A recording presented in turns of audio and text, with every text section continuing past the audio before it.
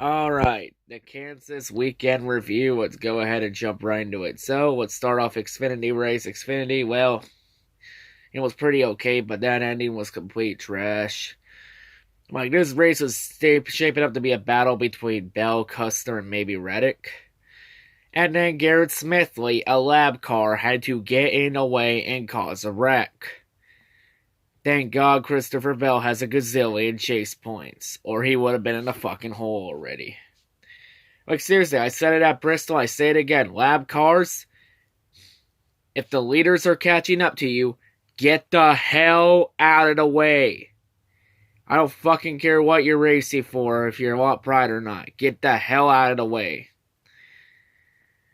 So, of course, that set up a late race restart, which allowed Brandon Jones to come from 6th or 7th to the lead, and Brandon Jones wins a race.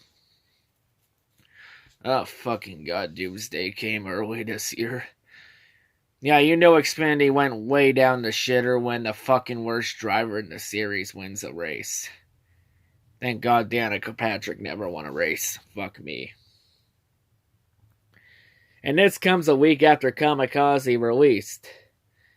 Now, Kamikaze released that one video where he did the top 10 worst drivers in NASCAR currently and had Brandon Jones at number 1. And after 1 week, I already checked the comments. There's already a shitload of them that said that video didn't age well. Like, if I had $1 for every comment in that video that says that it didn't age well, I'd probably be a millionaire by now. But anyway, let's take a look at Kamikaze's reaction to this. God damn it, motherfucking! God fucking damn it! Motherfucking! Goddamn fucking! Fucking prick! Fucking fuck you! You fuck!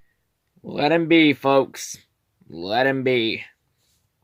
Anyway, we'll get to the Xfinity points at the end because now, well, Xfinity, they can return in 2 weeks as they enjoy their final off week of the season. They'll return at Texas in 2 weeks. We got trucks back next week at Martinsville for a key race.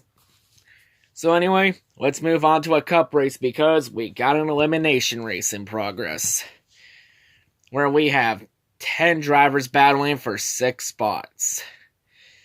So we will eliminate 4 drivers today.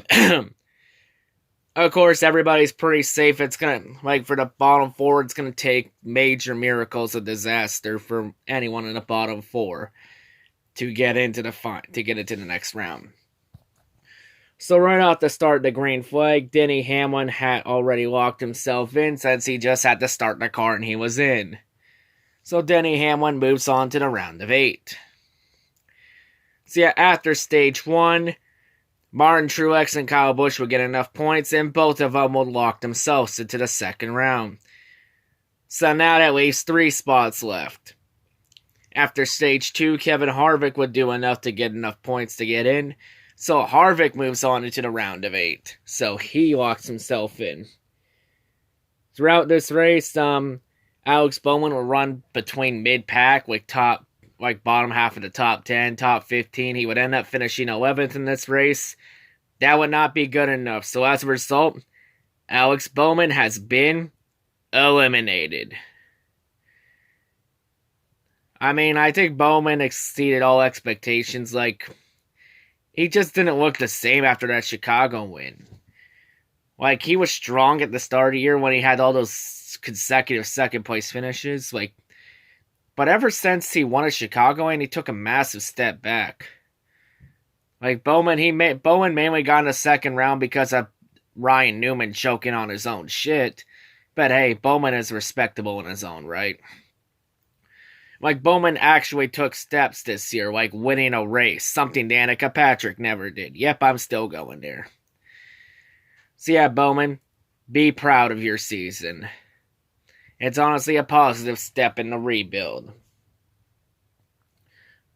So yeah, anyway, continuing on. Also throughout this race, Clint Bowyer would run around the bottom half, bombard the top 10. That would not be good enough.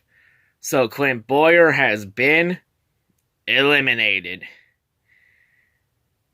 Congrats, Clint. You can't make it past the second round now. you at least made it past the first round this year. Like, Quinn has been so goddamn inconsistent, he's found ways to shoot himself in the foot this year.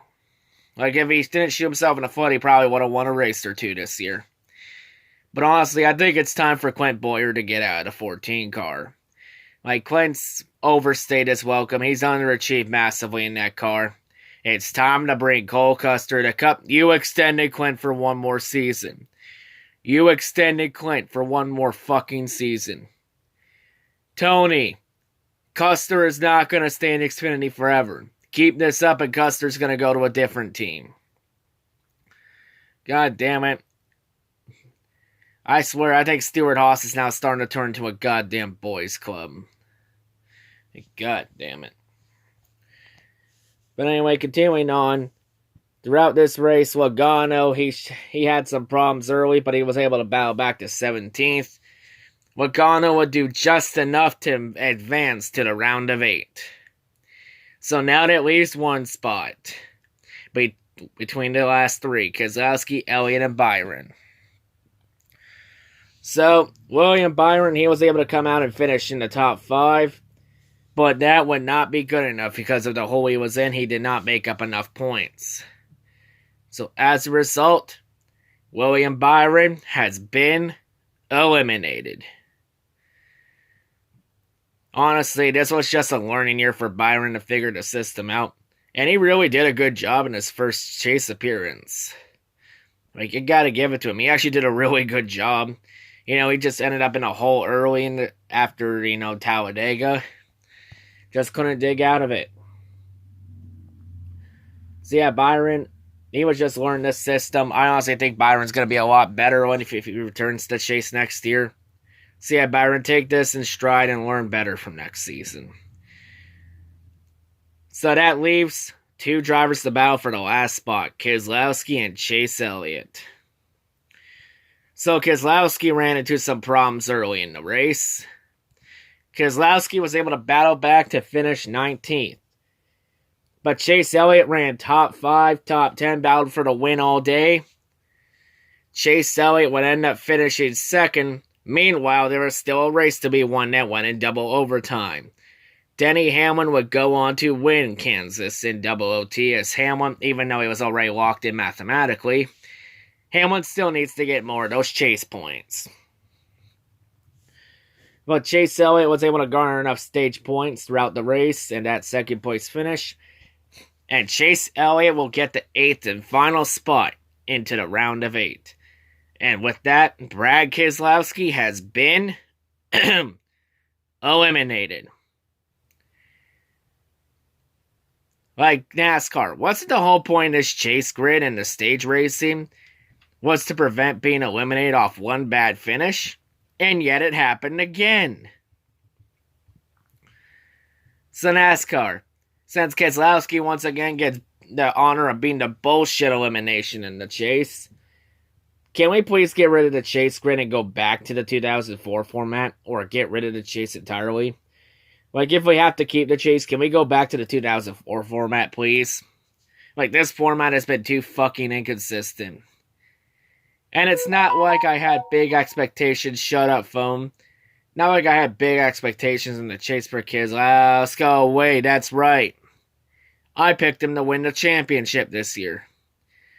Son of a bitch, I knew I should have picked Truex. Damn it.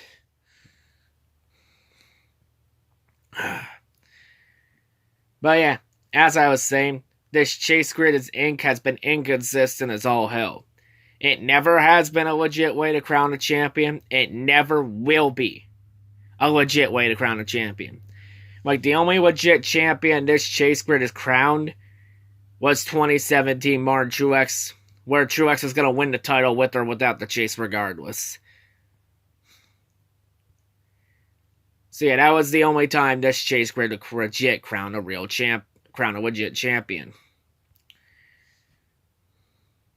Like, honestly, this chase grid is so fucking inconsistent. Honestly, if NASCAR fans want to prove that this chase grid can crown a legit champion, you all better hope Kyle Busch wins the fucking title this year. Or I'm going to go even harder on this. But anyway, with that being said, let's take a look at the Xfinity points. So here are the Xfinity points on the screen I'll show right here. So you got Christopher Bell, 49 points to the good, despite Garrett Smithley's other incompetence and getting in the way. You also got Custer and Reddick, 38 and 37 to the good, respectively. Honestly, I think the top three there are all set unless something massively bad, drastic happens. So really, I think it's just a battle for the fourth and final spot. So you got Allgaier 2 points to the good, and you got Briscoe 2 points out. You got Innette 12 out and Gregson 17 out.